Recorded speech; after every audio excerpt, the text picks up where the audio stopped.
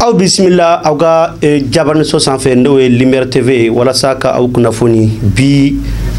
mardi don bayna nda fama ko tarata bamanankan na aw bismillah ne bamanankan kunnafoni o daminɛ aw ye aw dɔngɛ na balimakɛ Amadou Sala Touré a bɛna beresanze Ambito anga Mali kono Moussa Alassane Diallo ndale ministre du commerce et de l'industrie ale kone wele blaqué secteur privé ma be kede be barake kenyere fanflala Moussa yi wele bla bema kunu précisément do mimelo ko lundi nda bena tubabu kalo le duruma akera CCB konana sam bafla muga anani wulika jonu kuma chama fora maufe mamun wele kenenka uya jira ka fo ko ni welele mikera uluma kanyesi ayesiko makoni jara Confédération de l'AES konye koye komi ni Mali den kelembe ku cesira akola kosebe wa secteur privé fana ne uli dona akola anyamunu soro kenenka anga jeka Amadou Sala Touré ciro da wa soro tawlame secteur privé AES tablo ka konye wuli ka joke ku ga haknata di ku ga famjeli fo ku ka lanyinu fo ministre minyeslembe abe fo mimako commerce kata afara industrialisation konika Burkina ani Niger olu jamana ñomogo colonel Assimi Goïta capitaine Ibrahim Traoré général de brigade Abdraman Tiani olu de farla ñonga ka fo u bena ton sigi senka ton mini jamana saba fara ñonka anga seka anga ko beka kilinyi anga jamana bita tabolo munga olu ka ta ke tabolo kilinyi anga jamana soro yirwalu bi seka yirwa cigomna ko lu ka kilinyi anga jamana a bɛ se ka lakana cogo min na an ka jamana saba in lakana o bɛ kɛ cogo min na k'an ka ko bɛɛ lajɛlen kɛ kelen ye u y'o o sigi sen kan nka u kɛlen k'o fɔ u y'a jira k'a fɔ o baara la min fanga ka bon kosɛbɛ la o ye k'a fɔ an ka jamana sɔrɔ siraw an ka yiriwali siraw an ka ɲɛtaa siraw an ka fara ɲɔgɔn kan an k'olu boloda ɲɔgɔn fɛ o de y'a to ani an ka jagokɛlaw ani usine-tigiw kɛnyɛrɛye bɛɛ lajɛlen an sigira bi wula in na ka hakili jagabɔ kɛ an bɛna o baaraw boloda cogo min na wale saba de b'o la o wale saba ye min ye jamanakuntigi olu y'u hakilila ta ka ban ni hakilila tara a filanan anw de kan ka waleya bila sen kan sisan min b'a to waleya bɛ se ka bɔ a sira fɛ o ti bɔ a sira fɛ n'o y'a sabanan ye fo an yɛrɛ ka labɛn kɛ an yɛrɛ bɛ maliyɛn kɔnɔ an bɛ Mali kɔnɔ an bɛna labɛn jumɛn kɛ min b'a to anw ka jamana a bɛ kɛ jamana barikama ye a bɛ kɛ jamana sɔrɔma ye a bɛ kɛ jamana sewale ye a bɛ se ka kɛ jamana ye min bɛ se ka a ka sɔrɔfɛnw bayɛlɛma ka taa di Burkinakaw ma ka taa di Nizɛrikaw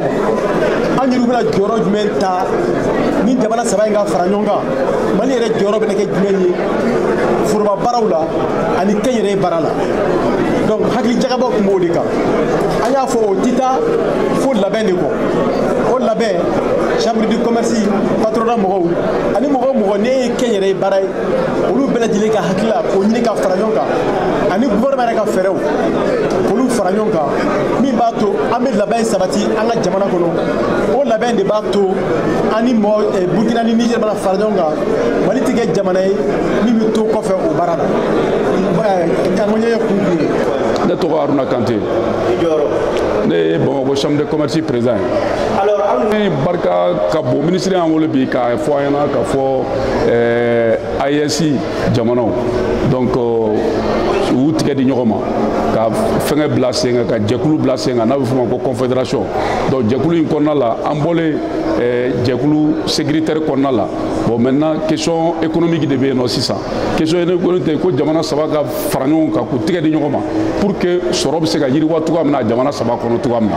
baara ɲɔgɔnya la ani mɔgɔw ka taa ni ka segin bɛ se ka kɛ cogoya min na k'a sɔrɔ a ma kɛ ni kɔlɔlɔ ye donc ministre y'an wele k'o de ɲɛfɔ an ɲɛna an ka kan ka baara minnu kɛ baaraw de don baara ninnu tɛ dɔwɛrɛ ye k'a yira an na k'a fɔ an ka wulikajɔ daminɛ yani an ka wulikajɔ daminɛ pour que ni baara ninnu bɛna daminɛ tuma min na o ka sɔrɔ an labɛnnen don donc ministre ka welekan in labɛn sira de don ni Ala sɔnna ma an labɛnnen bɛ k'a makɔnɔ bon an dalen don a la parce que depuis ministre de l'industrie n'a nana a ka fonction na a ma dayɛrɛ yira o a ye sigikafɔ de yira an na a ye keleya de kofɔ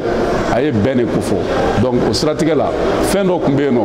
an bɛ se k'a fɔ ale nalen a ye caman fara o kan o ye mun ye pour que baara ka kɛ anw anw secteur privé fo secteur privé ni secteur public fo an tigɛ di ɲɔgɔn ma de a bɛ fɔ o ma ko complémentarité donc an bɛ jɛ k'an tigɛ di ɲɔgɔn ma pour que an bɛ se ka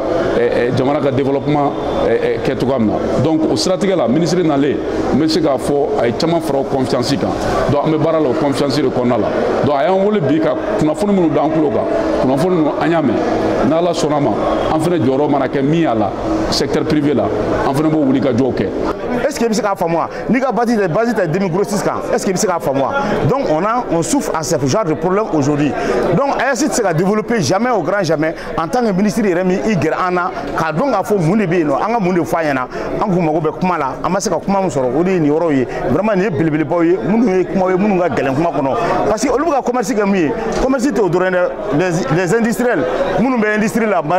e jima mun bolo bi alake courant gelen do exemple la e macaroni ou ya macaroni interdit ka kana do malla mais il se faut macaroni kana do malla tugudi courant ga be sena anga souhaiter en be transition demain transition est noté transition ga glan mais ama banselo bon maintenant ça ne ko o macaroni kana do malla e macaroni mbiya no usine mbiya ga macaroni produit absa ga macaroni mandi mo koy absa ga macaroni mandi dala dundala la bon maintenant ne ko kono o kana dono yi étranger munu meza ni macaroni am macaroni musa ko fe kana nay ko o kana marché ou be allo sogu munu be mako o commencer ko be cheka tano be DNCC la ko parce que ka frili interdit lendo mais laissez-nous ay mu mambulo yango o fere folo ko ba anga se ga be kuma la mais ni ibisa ka score go système par exemple score go système garage mais exo mun kera ka sukaro la do ni be do ni sukaro akedo e fikata tonnage do ta usine munum biano mais macaroni ana nyogona o chama usine tuko ga usine ambe faka développer mais usine tuko ga production pour antika be sena utika seka produit mo jamana produit ka se akela e femu fana ga ngana no kana ga jamana kono do lafia otika sira do lu fana ma uga barake e mais jamana be développer tuko di commerce te ça ni commerce sara ama sawa donc o da nya fa na ko commerce de ti ministre kuma ma wara sire non ministre ka kuma ma ne satisfait en tant que président des commerçants voyageurs du Mali je suis pas du tout satisfait en tant qu'élu conseiller à la chambre de commerce je parle la vérité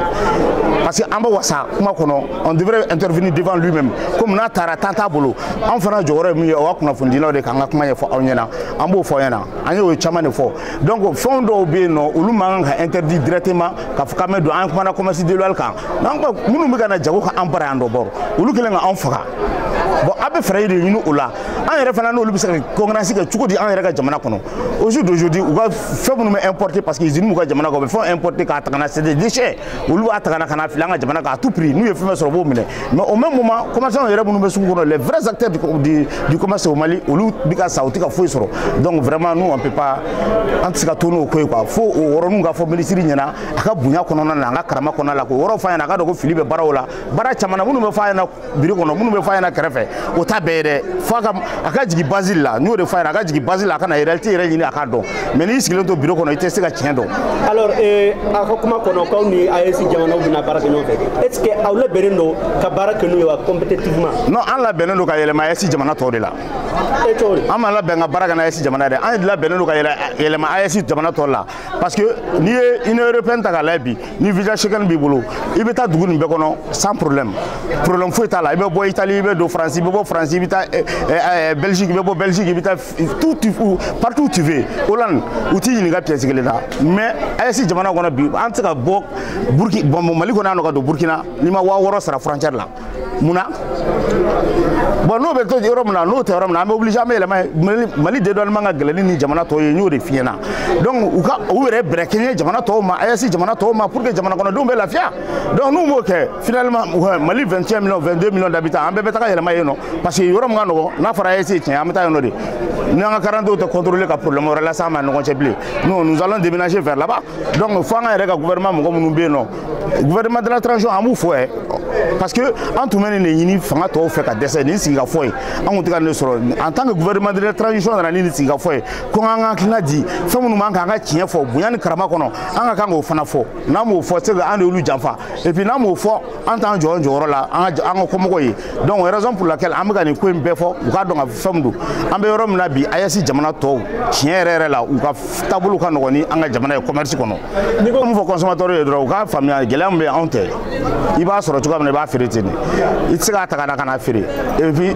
fɛn minnu bɛ yen produit minnu bɛ yen n'u bɛ ka manquer a manquer yɔrɔ min n y'o yɔrɔ exemple kelen di ma Makɔrɔni kan sisan ne a fɔra ko usine ka bila en valeur o y'an ka hɛrɛ de ye an bɛɛ bɛ ɲini an ka usine ka caya usine ka développer mais usine tɛ se ka développer usine tɛ se ka bila en valeur en tant que usine ka production bɛ yen nɔ n'o tɛ ka jamana kɔnɔdenw satisfait n'o ma kɛ dɔrɔn fɛn fitinin minnu bɛ yen o bɛ taa gɛlɛya de kɔnɔ donc n'olu taara gɛlɛya kɔnɔ a bɛ gɛlɛya an bɛɛ lajɛlen ma donc an tɛ se ka continuer fo an b'a ɲini jamana minnu bɛ sanni kɛ minnu ye consommateur ye u k'a faamuya gɛlɛya bɛ Mali kɔnɔ bi Mali commerçant tɛ Mali jagokɛlaw tɛ siga fɔ o tɛ dialogue direct tɛ an n'an ka ɲɛmɔgɔbaw cɛ a b'u ni mɔgɔ dɔw de cɛ l'autre jour j'ai bien intervenu ici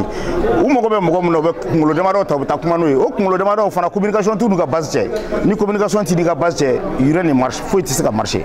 donc an b'o de fɔ k'o gɛlɛya. O fana kɔfɛ an bɛ to an ka jamana in kɔnɔna na an bɛ taa lakanabaliya sira fan fɛ précisément an ka chef d'état-major général des armées ale kɔni ye communiqué min kɛra fana kunu n'a bɛnna tubabukalo tile 5 ma lundi san 2024 ka jira k'a fɔ ko Mali finitigiw kɔni ye wulikajɔ kɛ u ka vecteur aérien précisément minnu bɛ yen nɔ ko avion min bɛ ka kɛlɛ kɛ Mali kɔnɔ k'u ye filili kɛ i n'a fɔ tasumana ka ɲɛsin maajugu minnu kun bɛ Kidal kɔrɔyan fan fɛ wa wulikajɔ kɔni ni baara bɛɛ lajɛlen bɛ ka kɛ min bɛ se ka to malidenw bɛ se ka lakana k'u sɔrɔ u bi yɔrɔ u bɛ ka jamana fan o fan ni Mali kɔni dɔ k'u bɛ wulikajɔ kɛ min bɛ se ka to u bɛ se ka malidenw lakana nin kun ye communiqué min bɔra chef d'état-major général des armées maliennes yɔrɔ. Général de brigade Daoud Ali Mahamadou na ale Mali sécurité et protection civile au ministère a koni kungambo kunga in bɔra bi tubabukalo tile 6 san 2024 utukalo ka jira k'a fɔ ko maa o maa bɛɛ k'e de bɛ baara kɛ sécurité kɔnɔna na k'e de ka wuli ka jɔ ni ka baara o bɛnnen bɛ ka hakili to malidenw ka kow la k'i ka wuli i ka wuli ka jɔ kɛ i ka baara kɛ ni fɛn ye fɛn min n'a bɛ fɔ a ma ko paiement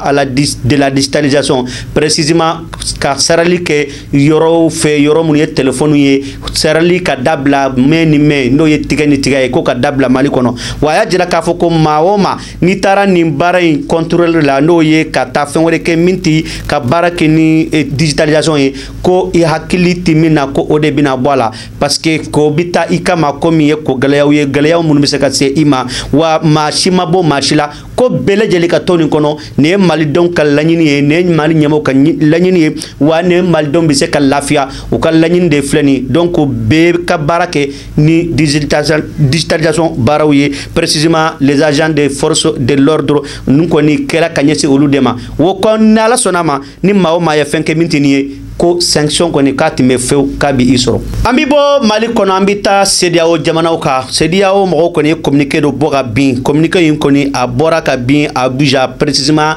mardi plutôt lundi 5 août 2024 u y'a jira k'a fɔ ko kɛlɛ min kɛra précisément Mali Tinzawatène n'o y'an ka kɔrɔnfɛ yanfan na ko gɛlɛya ni tɔɔrɔ minnu kɛra ka ɲɛsin Mali finitigiw ma ko nin kɔni kɛra fɛn min ma bɛn fewu wa a kɛra gɛlɛya ye gɛlɛya min ni olu tɛ se ka jɛ n'a ɲɔgɔnna wɛrɛ ye bilen wa k'u b'a kɔn k'a kɔn fɔ ka sɛbɛkɔrɔ kɔn wa ko min gɛlɛyara fana ka tɛmɛ nin bɛɛ kan o de olu y'a mɛn ko maa wɛrɛw n'o ye jamana wɛrɛw ye k'u b'u da don nin ko in na donc an b'a fɔ dɔrɔn ko CEDEAO ka hakilina bɛ Ukraine ka wulikajɔ min kɛra ka ɲɛsin nin ko ninnu ma k'a jira k'a fɔ ko olu kɔni ani olu ka faamuyali n'u ka hakilina a n'u yɛrɛ sen bɛ se ka kɛ gɛlɛya min kɛra ka ɲɛsin Mali finitigiw ma o de kama i ka CEDEAO mɔgɔw ko k'olu tɛ jɛn n'a ye bilen ko maa si ka da don farafinna ko la kuma tɛ CEDEAO jamana minnu ni CEDEAO ka surun ou bien a bɛ CEDEAO kɔnɔ ko maa k'u da a kuma na nin kɔni ye CEDEAO mɔgɔw ka kumakan ye a bɔra Abuja précisément le 5 août 2024 u ka commission belebeleba min bɛ yen nɔ o de ye u bolonɔbila kɛ nin papier in na. Hali sisan an bɛ to an ka kɛrɛfɛ jamana an bɛ taa Burkina Faso olu ka ministre des affaires étrangères et la coopération de Burkina B de l'extérieur olu kɔni ye wulikajɔ kɛ k'a jira k'a fɔ ko olu ma se ka Ukraine ka nin taabolo in faamu fewu wa nin ye ko ye ko min digira olu la ko comment Ukraine bɛ se ka terrorisme international k'o ta k'a kɛ fɛn ye fɛn min bi ja a ye fo k'a kɛ communiqué ye ou bien a fɔ k'a fɔ k'a ɲagari bɔ n'a ye jamanaw na n'o ye Sahel jamanaw ye k'olu tɛ se ka jɛni nin ye wa k'a ka da nin ma koyi ko ni e kana ma hakili to a yɛrɛ la ko nin tɛ ko ye ko min bɛ se ka kɛ diɲɛ kɔnɔ bilen wa ko diɲɛ maa bɛɛ lajɛlen welelen don burukinabew ka minisiri in fɛ ko bɛɛ k'i hakili to u ka kɛta la wa bɛɛ ka dɔn k'a fɔ ko nin tɛ ko ye ko min kan ka se ka bila ten ko wulikajɔ ni fɛɛrɛ bɛɛ ka tigɛ min bɛ se ka to nin ko ninnu ka dabila jamana ninnu kɔnɔ n'o ye diɲɛ jamanaw ye hali sisan an bɛ to ataki in ko la Senegal jamana ka olu kɔni u ye wele bila Ukraine ka ambassadeur min bɛ yen nɔ ka ɲin'a fɛ k'a ka n'a yɛrɛ ɲɛfɔ de ko mun de kama Ukraine bɛ se k'a fɔ ko ataki min kɛra Mali kɔnɔ Tinzawatène précisément k'u sen b'a la ko kun jumɛn de kama u b'a kɛ o tuma jɔn de bɛ yan min bɛ ka kɛlɛ kɛ Ukraine tɔgɔ la farafinna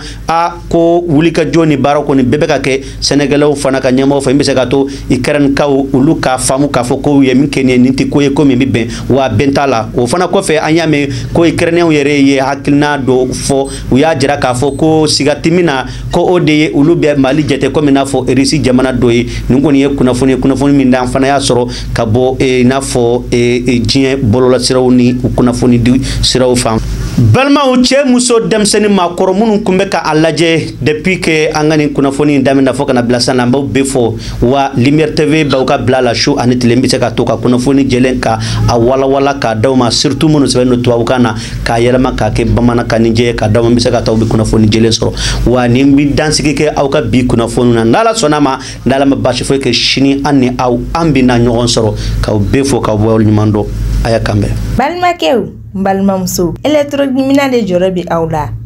o banna pewu walima sokɔnɔminɛnw misiri kɔnɔminɛnw studio minɛnw salle de conférence minɛnw fo ka taa se bafuluminɛnw ma mɔgɔ kelen pe sɔrɔ yɔrɔ kelen pe hatɛ fune dumasi Chez Mamoutou Traoré yele électronique a filɛ ni bɔra Membo sira fara la k'i bi yɛlɛ ka taa centre meublé fan fɛ yanni ka fara juste i bi i côté gauche lajɛ yele électronique chez Mamoutou Traoré i b'a sɔrɔ yen nɔ i mɔgɔ mana se minɛn o minɛn ma a minɛn bɛɛ lajɛlen bɛ yen i n'a fɔ baffle guitare lampadaire chaise micro piano b'o la batterie ampli microphone fo ka taa se lumière ma ma o ma be k'i b'a fɛ ka galon bonda otmana sa boli biribiri i ka taa se yele électronique chez Mamoutou Traoré ka yɔrɔ la ni ye ɲɔgɔmɛ bila cɛncɛnkulu sanfɛ tɛgɛ t'a yira suguni dɛ o ye cɛ funɛ dimanche otmana sa an bɛɛ lajɛlen ka wuli ka jɔ kɛ an ka Mamoutou Traoré ka yɔrɔ sɛgɛrɛ yele électronique hatɛ